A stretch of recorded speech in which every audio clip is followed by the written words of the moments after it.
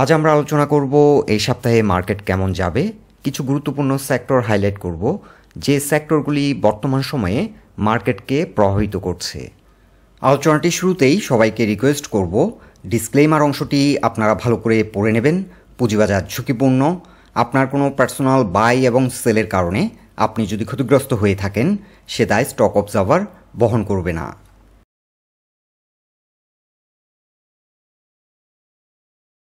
গত সপ্তাহে শেষ কার্যদিবসে মার্কেট ক্লোজ হয়েছিল ৫,৯০৩ পয়েন্টে, সূচক কমেছিল ৪৮ পয়েন্ট আর লেনদেন হয়েছিল প্রায় ৯৯৯ কোটি টাকা। লেনদেন হওয়া কোম্পানিগুলোর মধ্যে দর বৃদ্ধি পেয়েছিল মাত্র ৯২টি কোম্পানির, দর হারিয়েছিল ২৭৫টি কোম্পানির এবং অপরিবর্তিত ছিল ৩২টি কোম্পানির শেয়ারের দর। সেক্টর ওয়াইজ মার্কেট যদি আমরা দেখি, শেষ কার্যদিবসে বেশিরভাগ সেক্টরই ছিল নেগেটিভ। সেক্টর ওয়াইজ টার্নওভার যদি আমরা দেখি, গত সপ্তাহে শেষ কার্যদিবসে ব্যাংক সেক্টরে সর্বাধিক লেনদেন হয়েছিল। এই সেক্টরে লেনদেন হয়েছে প্রায় ১৮০ কোটি টাকা। দ্বিতীয় অবস্থানে রয়েছে ফার্মাসিউটিক্যাল সেক্টর, এই সেক্টরে লেনদেন হয়েছে প্রায় ১৪৮ কোটি টাকা। ফুড অ্যান্ড অ্যালাইড, এই সেক্টরটির অবস্থান তৃতীয়, এই সেক্টরে লেনদেন হয়েছে প্রায় ১১৪ কোটি টাকা। টেলিকমিউনিকেশন সেক্টরে লেনদেন হয়েছিল প্রায় ১০৫ কোটি টাকা। টেক্সটাইল সেক্টরে লেনদেন হয়েছিল ৯৫ কোটি টাকা। ফিনান্সিয়াল ইনস্টিটিউশনের লেনদেন হয়েছিল প্রায় ৬৮ কোটি টাকা। একটি ব্যাপার বিশেষভাবে লক্ষণীয়, ঢাকা স্টক এক্সচেঞ্জের বর্তমান সময়ে প্রায় 70% টার্নওভার এই ৬টি সেক্টরের দখলে। বর্তমান সময়ে ঢাকা স্টক এক্সচেঞ্জে প্রায় ১১০০ পয়েন্টের মতো যে উত্থান হলো, মূলত কিছু বড় মূলধনী কোম্পানি আর ব্যাংক সেক্টরের কল্যাণেই হয়েছে। গত বৃহস্পতিবার মার্কেট প্রায় ৪৮ পয়েন্ট নেগেটিভ ছিল। ব্যাংক সেক্টরের বেশ কিছু স্টক নেগেটিভ প্রভাব বিস্তার করেছে মার্কেটে, বিশেষ করে ব্রাক ব্যাংক, সিটি ব্যাংক, ইসলামী ব্যাংক, ন্যাশনাল ব্যাংক, আল আরাফা ব্যাংক এবং ইউসিবি। এই ব্যাংকগুলি মার্কেটে বেশ নেগেটিভ প্রভাব বিস্তার করেছে। এখন এই সপ্তাহে মার্কেট কেমন যাবে এটি সম্পূর্ণভাবে ডিপেন্ড করছে ব্যাংক সেক্টর এবং বড় মূলধনী কিছু কোম্পানির পারফরমেন্সের উপর। সো এই সপ্তাহে যদি ব্যাংক সেক্টর ফার্দার আরও কারেকশন হয়, সেক্ষেত্রে মার্কেট কিন্তু ডাউন হওয়ার সম্ভাবনা রয়েছে। এখন আমরা ব্যাংক সেক্টরকে কেয়ারফুলি রিভিউ করব, কেননা ওভারঅল মার্কেট পারফরমেন্সে ব্যাংক এখন গুরুত্বপূর্ণ ভূমিকা রাখছে। এখন ডে চার্টে আমরা তুলে ধরছি ব্যাংক সেক্টরের অবস্থান। ব্যাংক সেক্টর লাস্ট ট্রেডিং সেশনে 18 পয়েন্টে ক্লোজ হলো। গুরুত্বপূর্ণ একটি সাপোর্ট রয়েছে 17.9। ফিবোনাচি রিট্রেসমেন্ট চার্টে 38%-এর সাপোর্টটি রয়েছে 17.9, এটি একটি গুরুত্বপূর্ণ সাপোর্ট এবং এর পরের সাপোর্টটি রয়েছে 17.4-এ। Bank sector significant sell pressure face করেছিল 19.5-এ। এই ক্যান্ডেলটি আপনারা দেখুন, একটা হিউজ মুভমেন্ট হয়েছিল, কিন্তু একটা বড় ধরনের সেল প্রেশার এই জোনটিতে ফেস করে এখান থেকে রিজেক্ট হয়ে যায়। ব্যাংক সেক্টরের জন্য এখন যে সাপোর্ট লাইনটি আমরা ড্র করেছি 17.9, লাস্ট ট্রেডিং সেশনে কিন্তু সেল প্রেশার অনেকটা কমে গেছে আর এই জোনটিতে সাপোর্ট নেওয়ার চেষ্টা করছে। এই সপ্তাহের শুরুতেই 17.9-এর এই সাপোর্ট লাইনটিকে যদি ব্যাংক সেক্টর রেসপেক্ট না করে, সেক্ষেত্রে 17.4 পর্যন্ত আসতে পারে। ফার্দার আরও কিছুটা কারেকশন হওয়ার সম্ভাবনা আছে। এখন যেহেতু ব্যাংক সেক্টরে একটা বড় ধরনের রিফর্ম হচ্ছে, এক্ষেত্রে কিছু কিছু ব্যাংক ভালো করার সম্ভাবনা রয়েছে এবং কিছু ব্যাংক হয়তো ফার্দার কারেকশন হতে পারে। ইন শর্ট, ব্যাংক সেক্টর যদি ফার্দার কারেকশন হয়, সেক্ষেত্রে 17.4 পর্যন্ত কারেকশন হওয়ার সম্ভাবনা আছে, অথবা 17 পর্যন্ত নেমে ইমিডিয়েটলি কামব্যাক করার সম্ভাবনা বেশি। আর বড় মূলধনী কোম্পানিগুলো যেগুলো গত 2 সপ্তাহে 30 থেকে 40% পর্যন্ত দর বৃদ্ধি পেয়েছে, এমন কিছু কোম্পানির ক্ষেত্রে এই সপ্তাহে কিছুটা কারেকশন হতে পারে।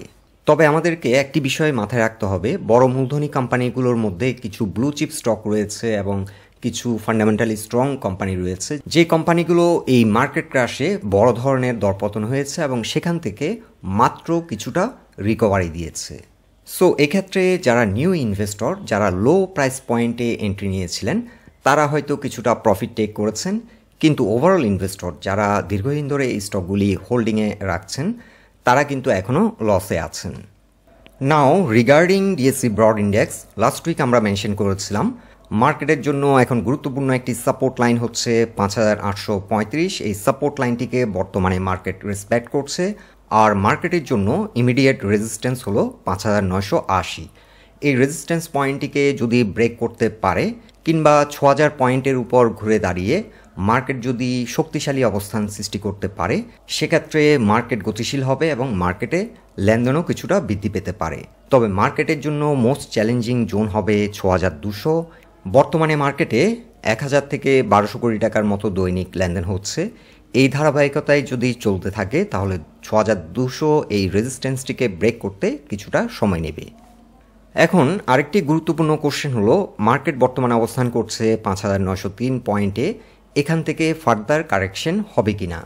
এখন মার্কেট ফার্দার কারেকশন দিবে কিনা এটি সম্পূর্ণভাবে ডিপেন্ড করছে ব্যাংক সেক্টর এবং বড় মূলধনী কোম্পানিগুলো কেমন আচরণ করে এই সপ্তাহে। এই সপ্তাহে কোনো কারণে মার্কেট যদি ৫,৮৩৫-এর এই সাপোর্ট পয়েন্টটিকে রেসপেক্ট না করে, সেক্ষেত্রে মার্কেট ৫,৭২০ পয়েন্ট পর্যন্ত নেমে যেতে পারে। যদিও ৫,৮৩৫-এর নিচে আরও একটি গুরুত্বপূর্ণ সাপোর্ট রয়েছে ৫,৮০৫ পয়েন্টে। এখানে রয়েছে ডে চার্টে 200 এক্সপোনেনশিয়াল মুভিং অ্যাভারেজের সাপোর্ট লাইন। আর যদি ৫,৮৩৫-এর এই সাপোর্ট পয়েন্ট থেকে নেমে যদি ইমিডিয়েটলি আবার কাম ব্যাক করে, সেক্ষেত্রে আমরা ধরে নেব ৫,৮৩৫-এর এই সাপোর্ট পয়েন্টটিকে মার্কেট রেসপেক্ট করছে।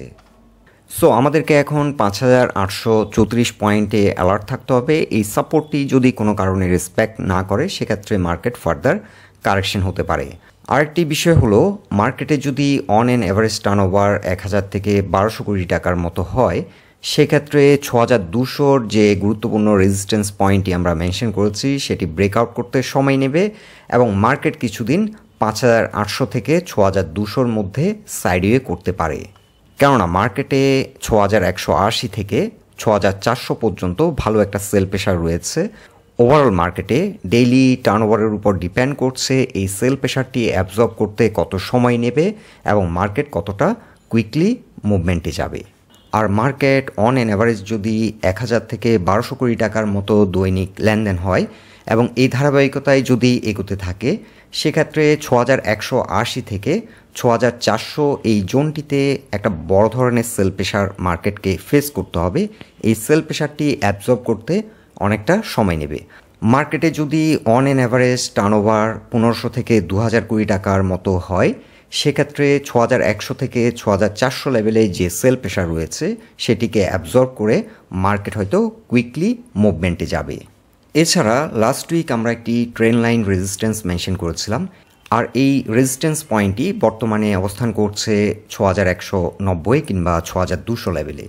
মার্কেট ৬,২০০-র এই রেজিস্ট্যান্সটিকে ব্রেকআউট করলে মার্কেট আরও শক্তিশালী হবে এবং বিভিন্ন স্টকগুলো ভালো প্রাইস অ্যাকশন করবে। বস্তুত মার্কেটে এখন নতুন এন্ট্রি নেওয়ার জন্য ভালো একটা সময়। আমরা আশা করছি ৬,২০০-র এই রেজিস্ট্যান্স পয়েন্টটিকে ব্রেকআউট করলে মার্কেট অচিরেই ৮,০০০ পয়েন্ট রিচ করবে।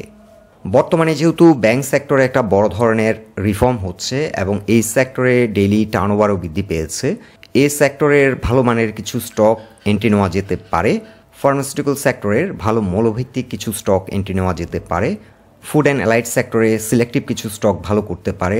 টেলিকমিউনিকেশন সেক্টরে অলরেডি ২-৩টি স্টক আছে, তার মধ্যে 2টো স্টকের কথা আমরা মেনশন করেছিলাম। টেক্সটাইল সেক্টর ভবিষ্যতে ভালো করার সম্ভাবনা অনেক বেশি। এছাড়াও যে সেক্টরগুলিতে এখন মানি ফ্লো খুব একটা নেই, সেই সেক্টরগুলির ভালো মৌলভিত্তি সম্পন্ন স্টকগুলি এখন অনেক আন্ডার রেটে আছে, চাইলে এখন গ্র্যাজুয়ালি এন্ট্রি নেওয়া যেতে পারে। বন্ধুরা, এটাই ছিল ওভারঅল মার্কেট নিয়ে আমাদের আজকের অবজারভেশন। আলোচনাটি যদি আপনাদের ভালো লেগে থাকে অবশ্যই পোস্টটিকে লাইক দিন, আর আমাদের সাথে থাকার জন্য আপনাদের অসংখ্য ধন্যবাদ।